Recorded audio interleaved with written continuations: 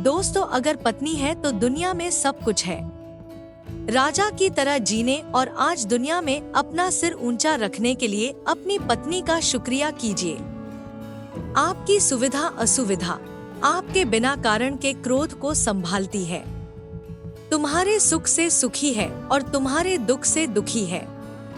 आप रविवार को देर से बिस्तर पर रहते हैं, लेकिन इसका कोई रविवार या त्योहार नहीं होता है। चाय लाओ, पानी लाओ, खाना लाओ, ये ऐसा है और वो ऐसा है। कब अक्कल आएगी तुम्हें? ऐसे ताने मारते हैं। उसके पास बुद्धि है और केवल उसी के कारण तो आप जीवित हैं, वरना दुनिया में आपको कोई भी नहीं पूछेगा। अब जरा इस स्थिति की सिर्फ कल्पना करें कि एक दिन पत्नी अचानक रात को गुजर जाती है। घर में रोने की आवाज आ रही है। पत्नी का अंतिम दर्शन चल रहा था। उस वक्त पत्नी की आत्मा जाते जाते जो कह रही है उसका वर्णन, मैं अभी जा रही हूँ, अब फिर कभी नहीं मिलेंगे, तो मैं जा रही हूँ। जिस दिन शादी के फेरे लिए थे उस वक्त साथ साथ जिएंगे ऐसा वचन दिया था, पर अचानक अकेले जाना पड़ेगा ये मुझको पता नहीं था। मुझे जाने दो। अपने आंगन में अपना शरीर छोड़कर जा रही हूँ। बहुत दर्द हो रहा है मुझे, लेकिन मैं मजबूर हूँ, अब मैं जा रही हूँ। मेरा मन नहीं मान रहा, पर अब मैं कुछ नहीं कर सकती। मुझे जाने दो। बेटा और बहू रो रहे हैं, देखो। मैं ऐसा नहीं देख सकती और उनको दिलासा भी नहीं दे सकती हूँ। पोता बा बा बा कर रहा है, उसे शांत करो। बिल्कुल ध्यान नहीं दे रहे हैं। हाँ, और आप भी मन मजबूत रखना और बिल्कुल ढीले न हो। मुझे जाने दो। अभी बेटी ससुराल से आएगी और मेरा मृत शरीर देखकर बहुत रोएगी, तब उसे संभालना और शांत करना। और आप भी बिल्कुल नहीं रोना। मुझे जाने दो। जिसका जन्म हुआ है उसकी मृत्यु निश्चित है। जो भी इस दुनिया में आया है वो यहाँ से ऊपर गया है। धीरे धीरे मुझे भूल जाना, मुझे बहुत याद नहीं करना और इस जीवन में फिर से काम में डूब जाना। अब मेरे बिना जीवन जीने की आदत जल्दी से डाल लेना। मुझे जाने दो। आपने इस जीवन में मेरा कहाँ कभी नहीं माना है। अब जिद छोड़कर व्यवहार में विनम्र रहना। आपको अकेला छोड़कर जाते मुझे बहुत चिंता हो रही है, लेकिन मैं मजबूर हूँ। मुझे जाने दो। आपको बीपी और डायबिटीज है। गलती से भी मीठा नहीं खाना, अन्यथा परेशानी होगी। सुबह उठते ही दवा लेना न भूलना। चाय अगर आपको देर से मिलती है तो बहू पर गुस्सा न करना। अब मैं नहीं हूँ, यह समझकर जीना सीख लेना।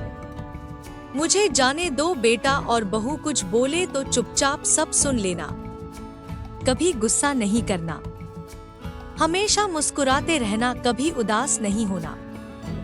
मुझे जाने दो। अपने बेटे के साथ खेलना, अपने दोस्तों के साथ समय बिताना। अब थोड़ा धार्मिक जीवन जिए ताकि जीवन को संयमित किया जा सके। अगर मेरी याद आए तो चुपचाप रो लेना, लेकिन कभी कमजोर नहीं होना।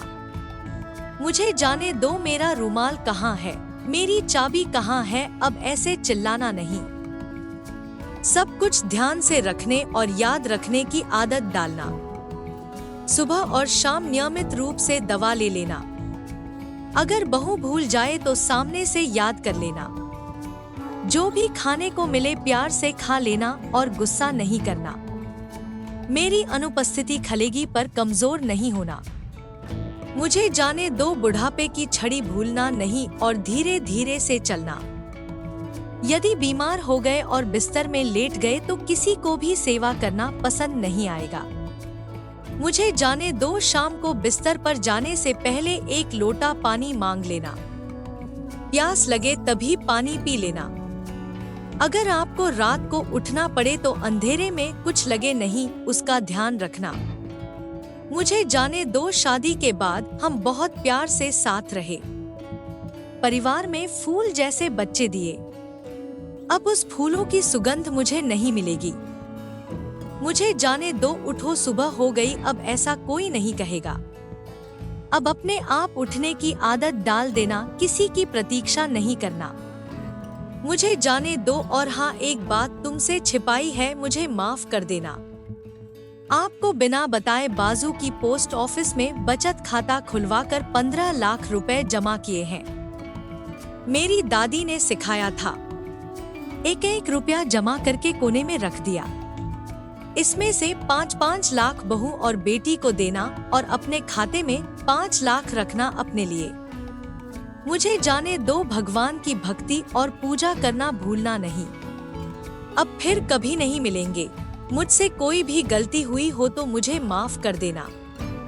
मुझे जाने दो, मुझे जाने दो। तो दोस्तों, ये स्टोरी आपको कैसी लगी? वीडियो को लाइक करके कमेंट में बताना मत भूलिएगा और इस स्टोरी को अपने दोस्तों के साथ शेयर जरूर करें। दोस्तों, अगर आपने इस चैनल को सब्सक्राइब नहीं किया है तो चैनल को सब्सक्राइब कर लीजिएगा। दोस्तों, पूरी स्टोरी सुनने के लिए आपका बहुत बहुत धन्यवाद।